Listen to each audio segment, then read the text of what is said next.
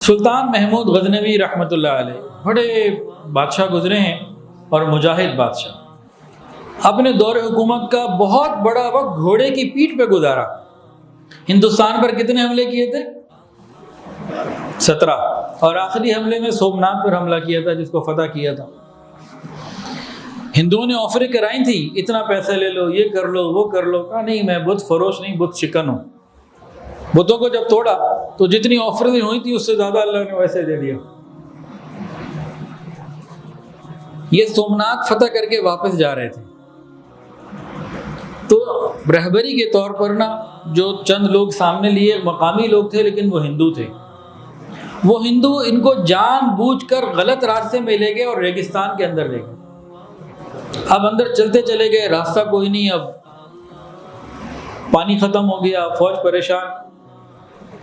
اتنے میں بادشاہ کو رپورٹ ملی کہ جو ہمارے ہندو رہبر ہیں یہ بڑے خوش ہیں، اور لوگ پریشان ہیں، جانوروں کا بھی پانی ختم، اور ہر وقت جو ہے وہ پریشانی آ رہی، آگے سفر ختم ہوتا نظر نہیں آ رہا۔ تو ان کو بلایا گیا، تحقیق کی، تو انہوں نے کہا جناب تم نے ہمارے بتوں کو ختم کیے نا، ان پہ بددعا لگ گئی ہے، آگے جا کے سارے بھوکے پیاسے مر جاؤ گے، ایڑیاں رگڑ رگڑ کر مرو گے، ہمارے بتوں کی بددعائیں تمہیں لگ گئی۔ یہ کون تھا سامنے؟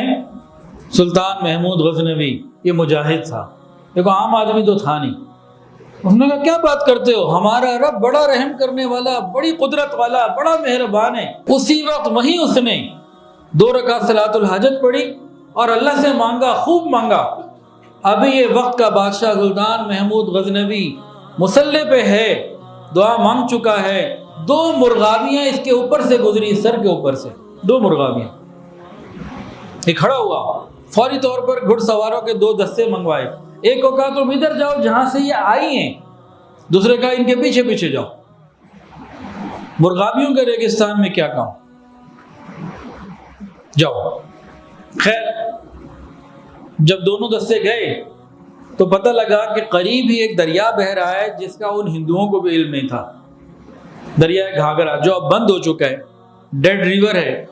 اور یہ دریائے گھاگرا پاکستان کے چولستان میں اور ہندوستان کے راجستھان میں اس طرف تھا، نیپال سے شروع ہوتے ہوئے آ رہا ہے کوئی ہمالیہ کی طرف سے۔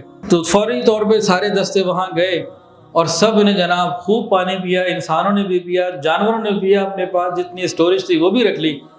اور بادشاہ نے کیا کیا، تلوار نکالی اور سارے رہبروں کو جو اس طرح کے تھے، جنہوں نے اس طرح غداری کی تھی، ان کے سر تن سے جدا کر دیا۔ ویڈیو کے نیچے سبسکرائب کے بٹن پہ کلک کریں، بیل کے آئیکن پہ کلک کیجئے تاکہ ہر نئی ویڈیو کی نوٹیفیکیشن آپ کو مل جائے۔